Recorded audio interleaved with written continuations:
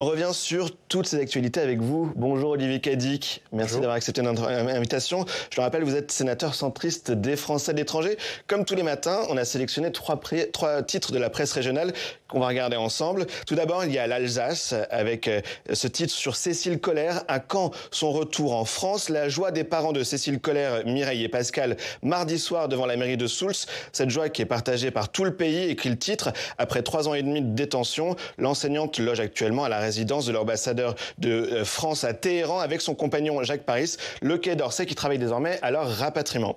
Deuxième titre que nous avons retenu ce matin, c'est la riposte engagée entre file d'attente, police, colère sociale et polémique éthique. L'ouverture du magasin Chine hier au BHV a transformé le lieu en miroir des contradictions de la mode et du pouvoir d'achat, écrit ce matin le Télégramme. Et enfin, la dépêche, Trump, les ennuis commencent, titre ce matin. Un an après sa réélection, Donald Trump qui fait face à des difficultés croissantes. L'élection du démocrate Zoran Mamdani comme maire de New York mardi sur fond de ralentissement économique et de tensions sociales expose la fragilité du second mandat du milliardaire républicain un an avant les élections de mi-mandat. Quelle une choisissez-vous? Alors, tout d'abord, je me réjouis évidemment de la libération de Cécile Collaert et de Jacques Paris. Et ma collègue Olivia Richard a posé une question au gouvernement, au ministre de l'Europe et des Affaires étrangères hier. Et c'était très opportun. On est tous heureux, soulagés de là où nous en sommes. Ceci étant, pour Shein, c'est effectivement une problématique aujourd'hui générale pour nous, pour toute notre industrie, tout notre commerce. Et en réalité, la problématique des tarifs qui a été mise en place par Donald Trump est aussi liée à ces pratiques-là pour protéger effectivement les États-Unis. Aujourd'hui, on le voit avec le début des tarifs où maintenant, quand on veut exporter vers les États-Unis, on est obligé de mettre le détail de tout ce qu'on envoie et de la provenance. C'est justement pour bloquer les produits qui viennent justement de Chine. On en voit aujourd'hui les résultats. On a vu l'affaire avec ces poupées pour les pédocriminels, mais c'est aussi bien des armes, c'est mis en avant, mais ça peut être aussi des produits électriques défectueux, avec des incendies qui vont arriver parce que les produits ne correspondent pas à nos normes. Il est impératif de mettre ces plateformes avec les produits qui viennent de Chine sous contrôle. C'est impératif pour notre industrie, c'est vital. Il faut fermer la plateforme Chine en France comme le fait ou comme pourrait le faire le gouvernement dans les 48 heures. Mais aujourd'hui, c'est indispensable qu'on ferme ça. C'est indispensable qu'on bloque les envois de moins de 150 € par la poste qui sont aujourd'hui, qui passent sous le radar. Qu'on les taxe davantage ou qu'on les bloque? Justement, aujourd'hui, il faut impérativement être en capacité de protéger notre population de produits défectueux. Donc, effectivement, il faut être très ferme dans ce domaine, sinon on ne pourra pas gérer le résultat. Et on voit que tout est lié. Mais évoquons donc le sort de nos 2 ressortissants libérés cette semaine. Je dis libérés, mais le ministre des Affaires étrangères hier a été très prudent, puisque pour l'heure, il n'est pas question qu'ils rentrent immédiatement en France. Vous êtes aussi prudent. On ne peut pas dire qu'ils soient complètement en liberté aujourd'hui. Vous savez, pendant 3 ans et demi, nos 2 compatriotes ont été maintenus en prison dans des conditions extrêmes. Oui, c'était des otages d'État. Jean-Noël Barrot avait très bien décrit la situation.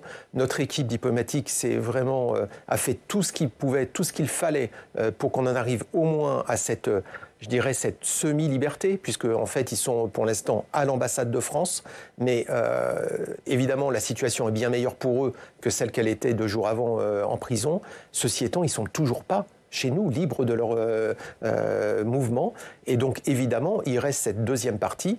Encore une fois, on est face à un État qui pratique le concept d'otage d'État. L'Iran n'est pas le seul pays, la Russie fait la même chose, la Chine aussi. Alors comment est-ce que ça va se débloquer cette situation? Est-ce qu'il peut y avoir un échange de ressortissants? C'est ce qu'on a cru comprendre, notamment parce que les responsables iraniens ont évoqué le sort d'une de leurs ressortissantes en France. Mais vous voyez bien où on en est. On a l'impression, on est face justement à des preneurs d'otages. La personne qui est aujourd'hui poursuivie en France l'est dans un cadre légal de justice indépendante. Et donc là, on voit qu'on est en train de discuter avec un gouvernement étranger, effectivement sur un sujet on n'est pas encore une fois face à un état de droit. Donc effectivement, le ministère des Affaires étrangères va faire tout ce qu'il peut, mais on est aussi, nous, avec un état de droit. On en vient au deuxième grand titre ce matin, Olivier Cadic, et cet automobiliste qui a volontairement renversé 5 personnes hier sur l'île d'Oléron. On va en parler avec un des maires de l'île. Bonjour Christophe Sueur, vous êtes le maire de Saint-Pierre-d'Oléron. Je le disais dans le journal, 5 personnes ont été blessées hier. Est-ce que, à l'heure où l'on se parle, vous pouvez nous donner des nouvelles de ces 5 personnes? Comment se portent-elles? Dans les nouvelles que j'ai pu prendre ce matin, dès 6 heures, par rapport à la personne qui était le plus gravement touchée, qui est Emma Valin, sa maman me disait qu'elle a été opérée déjà hier soir de plusieurs fractures. Elle est bien sûr sous perfusion et il y a un choc bien sûr moral et psychologique très fort sur la situation. Il faut imaginer que tout ce qui s'est passé et l'ampleur que ça a pris. Et après, pour les autres victimes, je vais bien sûr profiter de la matinée qui va être un peu plus calme, je suppose, pour aller à la rencontre éventuelle des familles et d'avoir des informations auprès des hôpitaux, sachant que plusieurs hôpitaux ont été concernés pour récupérer les victimes qui ont été victimes de ces attentats. Oui. On imagine l'émotion qui s'est emparée de l'île d'Oléron depuis hier. Oléron, c'est 20 000 habitants. Qu'est-ce que vos concitoyens vous disent depuis hier? Quel est le sentiment qui domine? Le sentiment, c'est de la sidération. La sidération, pourquoi? Parce qu'on est effectivement sur une île. Alors, il y a la population INSEE que vous venez de citer, qui est de 20 000 habitants, mais en fait, on a aussi pas mal de résidences secondaires qui viennent souvent vivre ici tranquillement l'hiver. Pourquoi? Parce que c'est un endroit paisible, un endroit où le climat est bon et où on est plutôt tranquille, tout le monde se connaît un peu. Et cette situation que nous avons vécue nous a énormément perturbés. Ça a dépassé un simple accident de la route. On était victimes tous, puisqu'on est tous concernés, on se connaît tous un tout petit peu de cet individu qui a eu l'intention de porter nuisance à autrui et de blesser gravement, voire même vouloir tuer, vu l'intention qu'il avait, toutes les personnes qu'il a essayé d'écraser en les prenant par surprise, en leur roulant dessus, en les percutant. Et ça, bien sûr, ça touche tout le monde parce que on ne s'y attendait absolument pas. Oui. Et ça crée une véritable inquiétude. Alors maintenant, on en prend conscience encore plus. Oui. Ouais, qu'est-ce que vous pouvez nous dire sur le profil de ce suspect? Vous le connaissiez, vous, d'ailleurs? Non, je ne le connaissais pas. Alors, je savais j'ai appris qu'il vivait dans un mobil-home. Hélas, il y a de plus en plus de personnes qui vivent un petit peu en marge comme ça, qui n'ont peut-être pas les moyens de vivre dans une maison. Il s'était rapproché de son père, qui lui-même était habitué à la communauté des marins-pêcheurs de la Cotinière. Mais c'est quelqu'un qui était un peu en marge, qui était un personnage qui avait eu quelques affaires avec la gendarmerie. Mais je dirais qu'il y en a partout en France, et hélas, il y en a d'autres. Mais on n'imaginait pas qu'il pouvait... C'était quelqu'un qui, par rapport à son profil sur les réseaux sociaux, je dirais, était invisible, ne semblait pas être dans une position de revendication, quelle qu'elle soit, et son passage à l'acte, tel qu'il l'a fait, nous sidère encore plus. Oui. Olivier Cadic, c'est toujours une épreuve pour un maire de vivre ce genre de situation. Quel regard est-ce que vous portez sur ce qui s'est passé à Oléron hier, et qu'est-ce que vous avez envie de dire à monsieur le maire? Tout d'abord, lui dire toute ma solidarité, évidemment. Et donc, on est tous, évidemment, sous le choc de ce qui s'est passé. Je représente les Français de l'étranger. Si vous voulez, j'arrive des États-Unis. Je ne peux que me réjouir quand je vois quelque chose comme ça, que les armes ne soient pas en vente libre. Et vous savez, aux États-Unis, on est à peu près à... un mass shooting par jour, plus de 500 tueries de masse. J'étais à Chicago la semaine dernière, avec 2 Français. Leur enfant à Minneapolis avait été témoin d'un massacre de masse avec les mêmes chocs. J'ai passé du temps, 1 heure avec eux pour les accompagner, pour voir ce qui s'était passé. Et je ressens dans les paroles que j'entends en ce moment exactement la même émotion, le même choc par rapport aux Français de l'étranger qui étaient victimes, voilà, qui avaient assisté à une tuerie de masse. Donc on voit quand quelqu'un est totalement débridé, se met à chercher à assassiner voilà, des gens qu'il ne connaît même pas, eh ben, on comprend l'émotion, puisqu'on se dit mais pourquoi tout ça? Oui. Monsieur le maire, un dernier mot peut-être sur ce suivi des personnes marginalisées. Il est très difficile à faire aujourd'hui. Est-ce que c'est peut-être ça aussi qui a manqué aujourd'hui? Enfin, comment est-ce qu'on peut avancer maintenant? À mon niveau, en tant que maire, on est vraiment très écarté de toutes ces considérations. Nous, on gère le quotidien de nos citoyens, on a nos services municipaux qui agissent, on est souvent appelé quand la catastrophe est en cours, et jamais, bien sûr, au préalable pour anticiper quoi que ce soit. On n'est pas au courant des personnes qui sont marginalisées, et quand il y a des enquêtes de gendarmerie, on n'est pas informé non plus. Je ne sais même pas si sur ma commune, j'ai des fichiers S ou si j'ai des personnes qui sont en situation d'être sous surveillance par rapport à leurs difficultés. C'est ça qui est grave. Alors après, je peux comprendre qu'il y a des hiérarchisations. Je rejoins un tout petit peu ce que je viens d'entendre. Heureusement que ça ne s'est pas fait il y a une semaine pendant les vacances de la Toussaint, où on avait beaucoup plus de monde et de résidences secondaires et des touristes et des visiteurs qui viennent habituellement sur l'île d'Oléron. Ça aurait pu être beaucoup plus dramatique. Oui. Et la chance de cette histoire, c'est que malgré toutes ces victimes qui souffrent aujourd'hui et qui sont hospitalisées, qui sont en opération, il n'y a pas eu de victimes plus graves.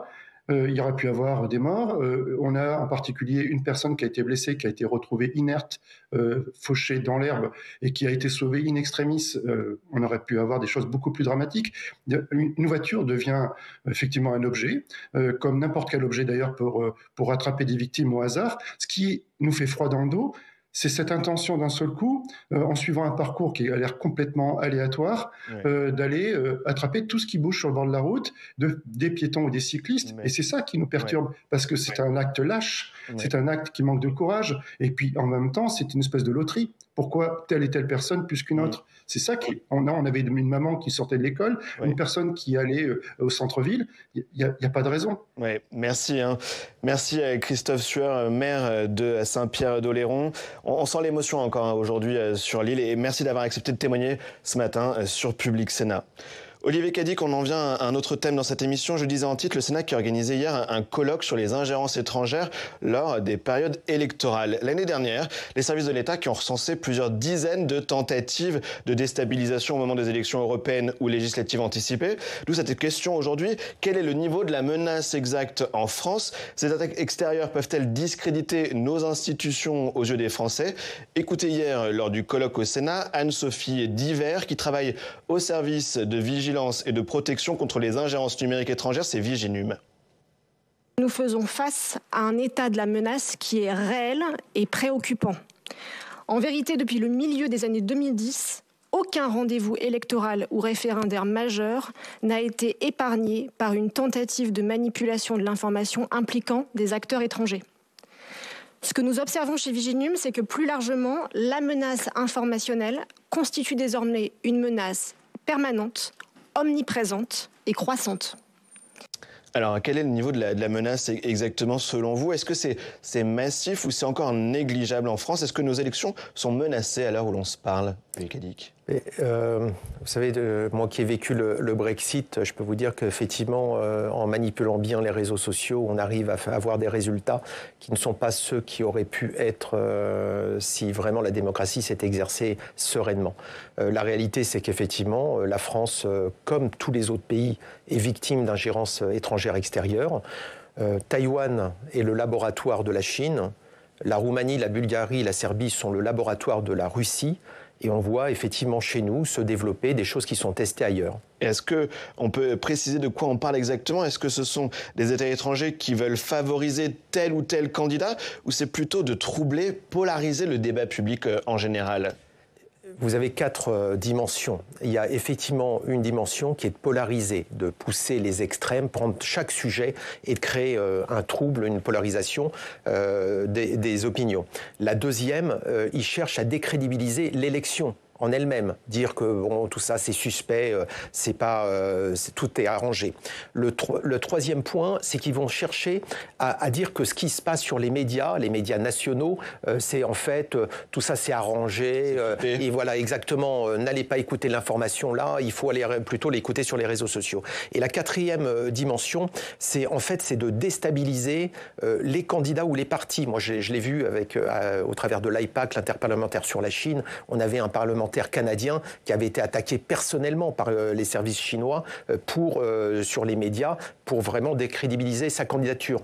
Mais ça peut être aussi les partis politiques. Et lors de l'élection législative l'an dernier, les candidats qui étaient à Paris de La République En Marche, ou de Renaissance, eh bien, il était mis qu'ils allaient payer les votes. C'est-à-dire, si vous votez pour eux, vous recevrez 100 €, je crois, ou quelque chose comme ça.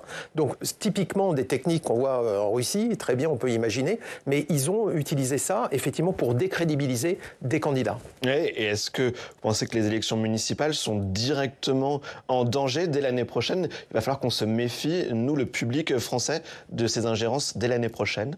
Évidemment, on ne change pas une équipe qui gagne. Regardez, aujourd'hui, je ne sais pas, quand on voit que le Rassemblement national est à 35% dans les sondages, quand on voit que M. Bardella avait gagné tant d'images grâce à TikTok, ce sont exactement les techniques qui sont utilisées par des partis étrangers.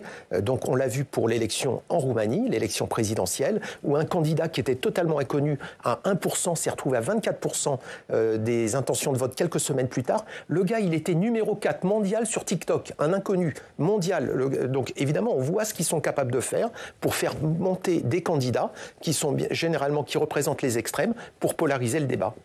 Allez, dans cette émission, on va à présent parler des questions de défense nationale, et ce, grâce à nos partenaires de la presse quotidienne régionale. Direction Bordeaux, pour retrouver Jefferson Desports, grand reporter à Sud-Ouest, éditorialiste et expert des questions de défense. Bonjour Jefferson, merci d'être avec nous. La Commission des affaires étrangères, de la défense et des forces armées du Sénat qui auditionnait hier le général Fabien Mandon, il est chef d'état-major des armées. Et justement, Jefferson, vous vouliez interroger le sénateur en plateau sur la question du budget des armées. Bonjour Quentin, bonjour Olivier Cadic. Oui, vous l'avez dit Quentin, c'est la commission de défense du Sénat a auditionné hier le chef d'état-major des armées Fabien Mandon, et il a été très clair avant de parler de budget. Il se prépare un possible choc avec la Russie dans les 3-4 ans. Il le dit, la Russie nous considère comme faibles et en conséquence, il faut poursuivre l'effort de réarmement. Olivier Cadic, est-ce que vous partagez son analyse sur la perception de la Russie à notre égard ?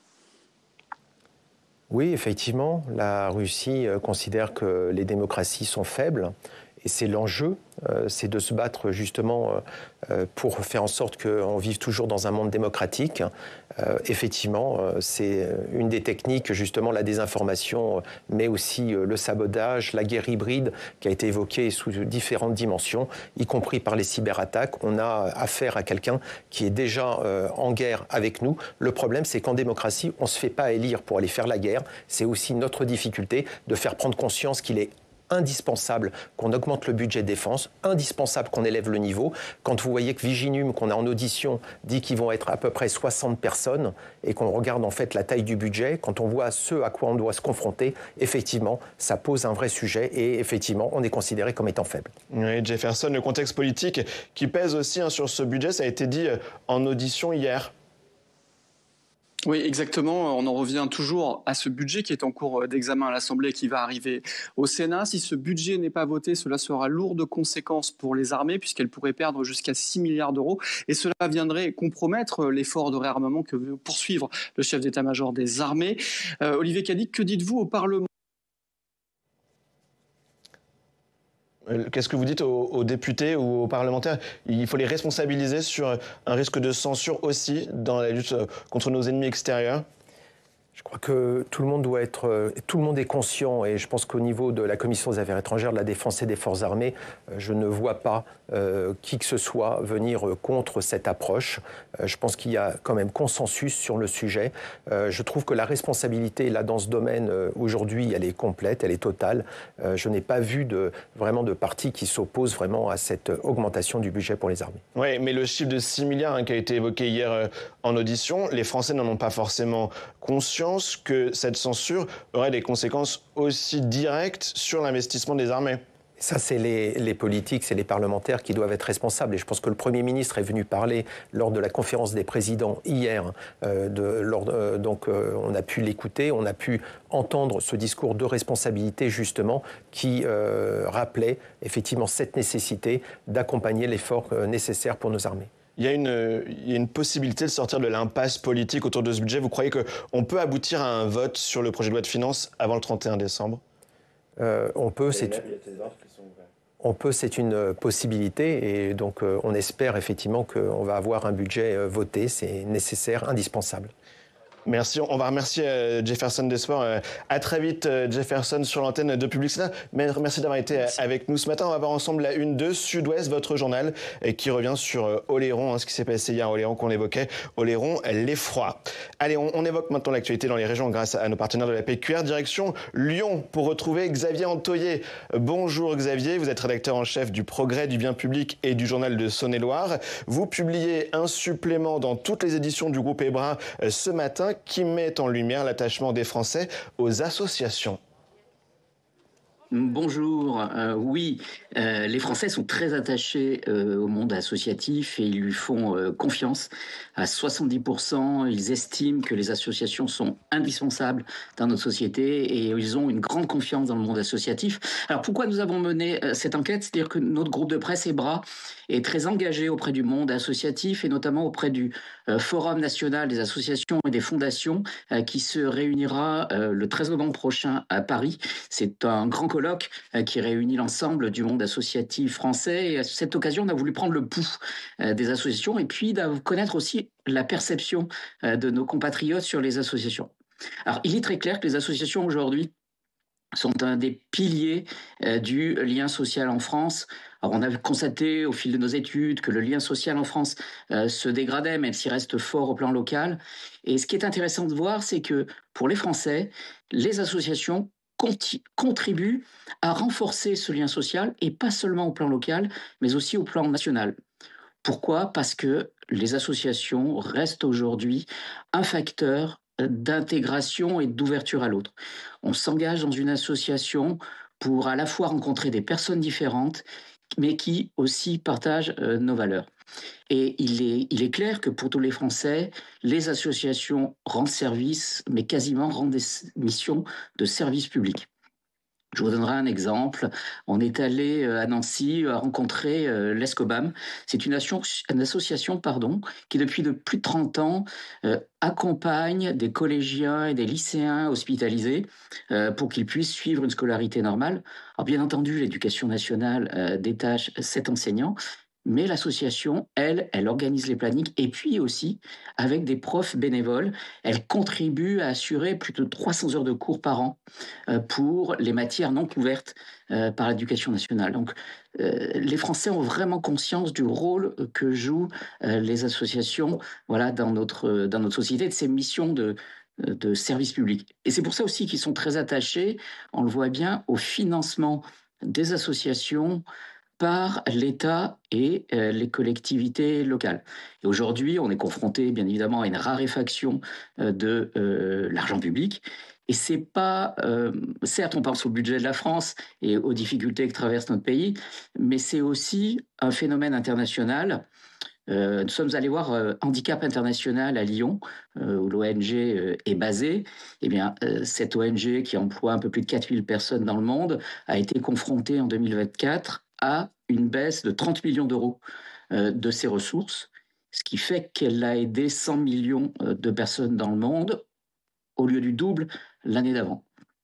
Donc le modèle de financement des associations et des ONG est une question importante aujourd'hui.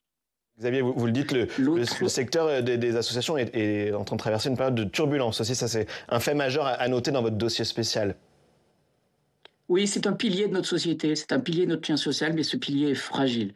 D'abord, il ne faut pas oublier que les associations sont des employeurs. Quasiment 2 millions de Français, 1,9 million pour être précis, travaillent aujourd'hui dans le monde associatif. Donc il y a ce sujet du financement. Alors les Français sont très attachés au financement par l'État et les collectivités locales, c'est ce que je vous disais à l'instant, mais aussi au financement par les dons et à la défiscalisation de ce financement. Et d'ailleurs, dans une interview qu'elle a accordée à nos journaux, Marina Ferrari, la ministre de la Jeunesse, des Sports et de la Vie associative, nous indique que sur le périmètre de son ministère, les crédits devraient être maintenus et qu'elle milite pour un doublement du plafond de ce qu'on appelle la niche Coluche, qui permet de défiscaliser davantage pour aider des associations humanitaires. Oui. Merci Xavier. Une réaction à ce que vient d'expliquer ce journaliste. Il y a l'importance pour le lien social des associations et on le voit, les difficultés budgétaires.